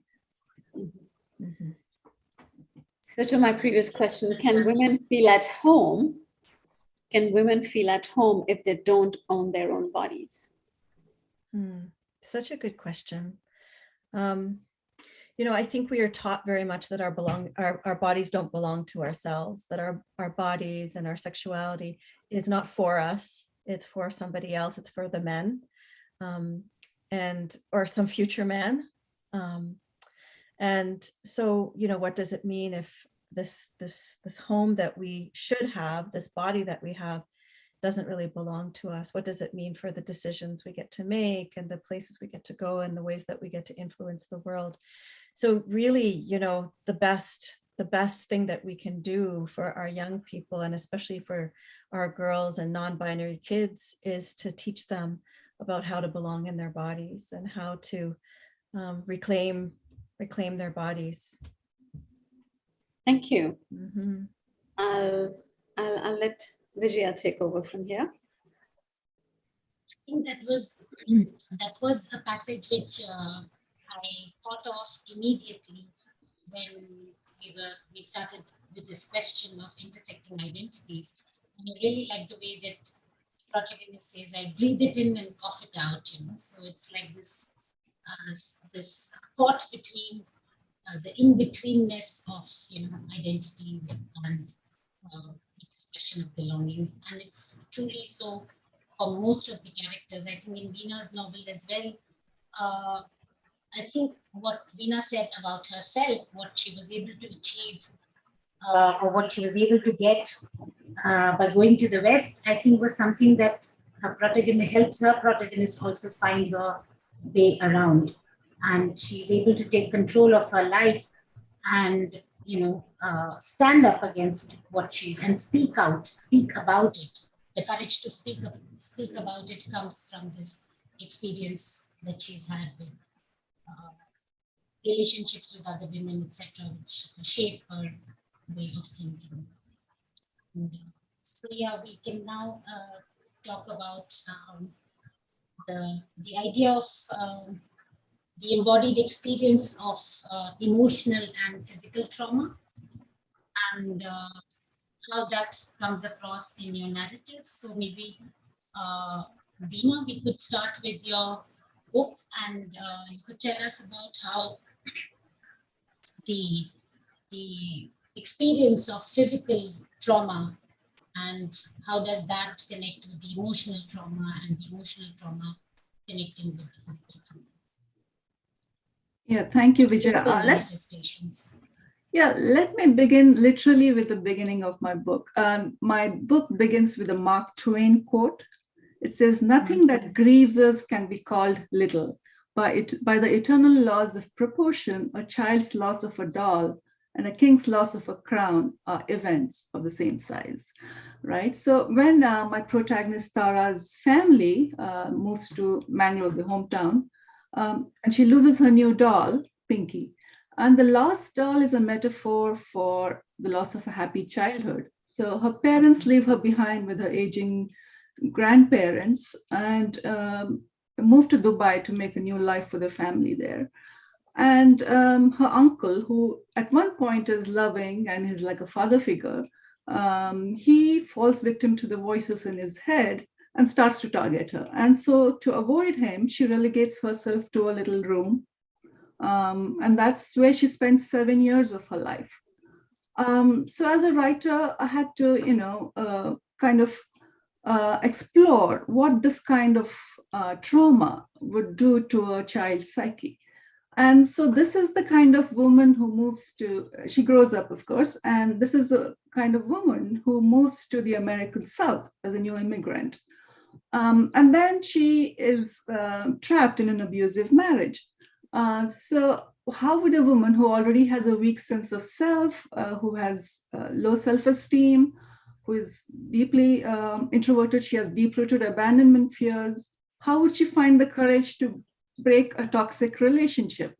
Right, and and she would, end up doing things that she would never have done. And then there's a voice from her mother or from her patriarchal family telling her what to do. So the trauma forms her, but the trauma also gives her the courage to break free, to decide for herself, make decisions for herself. So she reaches a point where she decides that, no, I cannot take it anymore. And so despite what her family is telling her to do, she decides to stand up for herself. And that's when she evolves as a person, she grows as a person, and there's so much self-awareness. And that's why, I have, the title of the book is Purple Lotus. Lotus grows in murky waters, but it rises tall and beautiful and unblemished toward the sun. And that's the theme I've explored in my book. Absolutely fascinating. This is what I was referring to when I talked about how not only is she able to leave a toxic relationship and stand up on her own, find her own feet in a strange country as a new immigrant, as you said, but also she's able to confront back home. I mean, she does that. She ultimately finds the courage to confront her patriarchal community and, become something of a change maker. That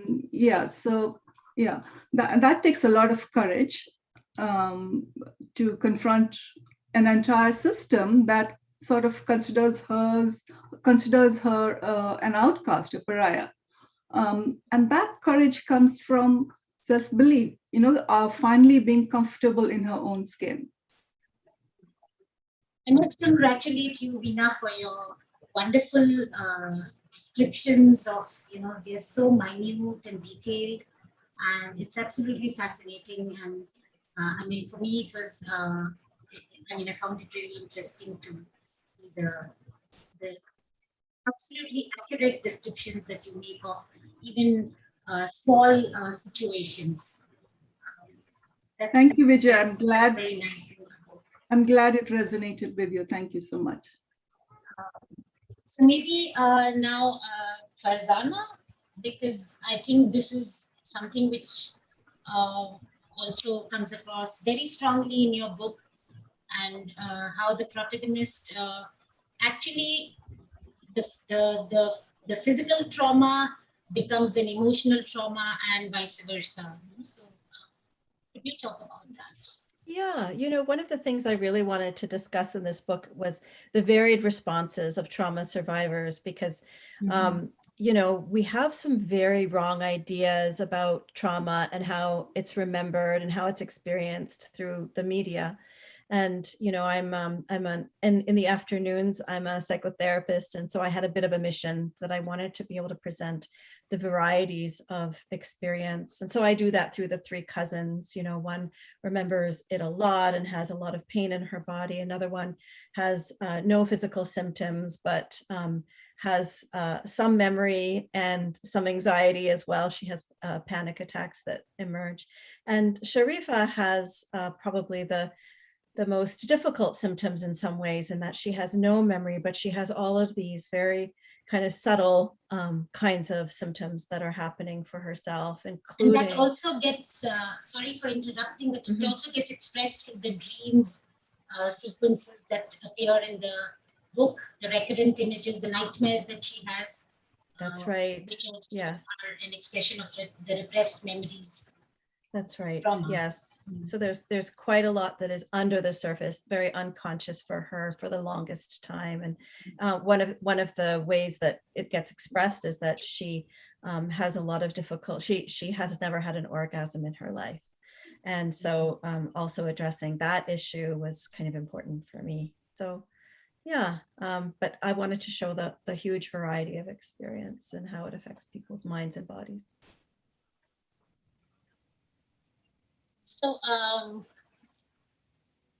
Humeira, could you talk about this idea of the relationship between the emotional and the physical trauma?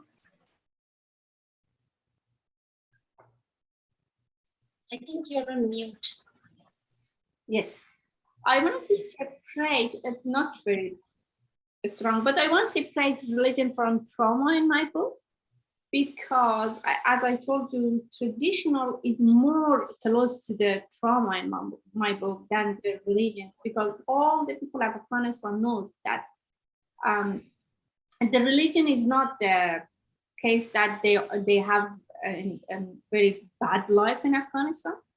I wanted to speak about the people in my book who lives in my book, and I know them very well. And you can see that society of my book like a picture of whole Afghanistan, because I have raised in a family of Afghanistan and I was in Afghanistan. As I told, we have three generations in the book, especially I'm speaking about women, my grandmothers, my mother, and with my mother, we can also combine my aunts because their age is similar, and me and my sister. We are three generations that living in that book. Every of this generation has their way to deal with trauma, with their trauma. For example, as I told, my grandmother is a woman who never allowed to go to school, even for one day. As she told us, even he doesn't allow to close to school, even for one day. It was because of traditional country. They say it's not necessary that a woman go to school because the men should bring money to the house. So, but my mother and my aunts, they allowed to go to school, but the war is case that they didn't go. For example, one of my aunts was very beautiful, very beautiful. And my uncle always said, if she goes to school, some fighter maybe see her face, and they came for take her hands. So what was the case that my aunts stuck in the house? And another generation is me and my sister. We are from the age, we are near to each other. We have just 5 years between us. We experienced in bad way. We experienced war in bad way, but we allowed to go to school, and then somehow we complete our stuff. But we wanted to, when we want to deal with our trauma, our way is really different. For example, my grandmother, when she wanted to protect herself from the man, she totally accepted every word of the man in family, even from her sons. I don't remember that my grandmother, even for one time, stay in front of my grandfather and say, I don't agree with this behavior, or I don't want to wear this, or I don't want to wear this. And also she tries to teach us this deal with us, with her daughters, and also with me and my sister. She always obeyed the man and she protected herself, but I will say one word at the end of my speaking. And there was my mother also. My mother, when he wanted to deal with her trauma, he always embroidered some flower or butterflower. He worked with that, and he deal with trauma with his silence also. And me and my sister, we were really rebellious. But my aunt, when they wanted to deal with trauma, they given birth to so many children. and their sacrifices themselves for them, and they totally forget their problems, and they didn't want to think about it. But for me, I was a rebellion to write about everything my grandmothers or my mother or my aunts through of that. So the trauma in my country also has two faces. It means you should be a silent woman and don't speak, and or you should speak. You don't have a middle way. But I wanted to say, when my mother's account of sort of that, and my grandmother and my aunt is a choice to be silent, but I wanted to say I have heard their crying under the blanket every night. So for them, trauma is be like a silence and crying, but no man can hear their crying because they didn't want to show them that they are in pain. As you maybe know about my country these days, also the woman choose to be silent. When they are silent, I understand the country is going through a really painful and trauma, because I know when they are silent, it means they cannot speak and they have a lot of pain. So in Afghanistan, is you have two ways to deal with your trauma: silent or speaking. Speaking or writing is a way to people cannot choose it very easily, because it means you put yourself in. I want to say art, not just writing or speaking. Art is a way to show your pain, but people don't use it a lot because they escape from religion and tradition. Would you like to read a passage from your book? Yes. My book is like some chapters, and in every chapters I have a letter to my son. I will read it. It take maybe 3 minutes. It's okay? Sure. Okay. My dear Siavash, losing you was the most severe pain I have ever suffered, and I know you must be very, very angry. But I felt I had to make a choice, not just for myself, but also for my country and ultimately for you. I don't want either of us to belong to a society that degrades women the way the Afghan society does. You, my son, are a new generation, and it is my deepest hope that by the time you grow up, things will have changed, that you will become an instrument of that change. I always will want to be a mother for you, but I also need to remain Humeira for myself. I could not trade my name for a number. I could not sacrifice my freedom or my dignity. I could not become just another humiliated woman, banished to the supposed sanctuary of our home. I cannot die under a blanket as angry, pitiful, desolated woman. I'm trying to save myself, and by doing that, perhaps save other women as well. I ask you now not only to forgive me. I know that you have suffered such pain, and I am 1,000 times saddened by that. But you, my child, are posed to become a man of your homeland's country. You do not have to set off on your father's path. It is my fondest wish, my son, that someday, somehow, this story I have told you about my life will help you and your children and your children's children create and nurture a new Afghanistan, so that the suffering of my mother's mother, my mother, and me will not have been in vain. With the passage of time, you will grow bigger and straight as I grow smaller and frail. But no matter the condition, I will fight to reach you and save you. Remember, I'm not fighting just for you and me. This land has many tight-lipped, veiled, and silenced women. I will remain your storytelling Shahzad. I will tell you so many stories that no matter where you and I live, my story will reach you. In my stories, no angel suddenly appears to save you and me. And then there is no magic wand that will bring us together. You and I have to raise against the dark tyranny of this monster and fight for ourselves. Thank you. Thank you, Humeira. That was really poignant, and the hope for the change that you see in your son, and that he understands the predicament that you have faced as a mother, to have to make these difficult choices in your life, and fight for it. So, Thank you.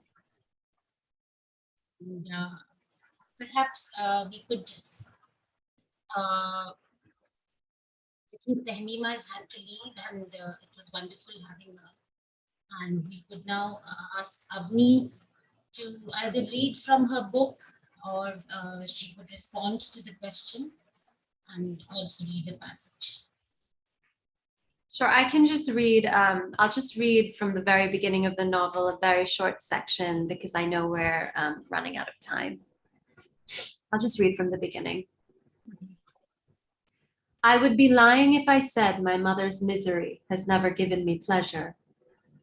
I suffered at her hands as a child, and any pain she subsequently endured appeared to me to be a kind of redemption, a rebalancing of the universe, where the rational order of cause and effect aligned.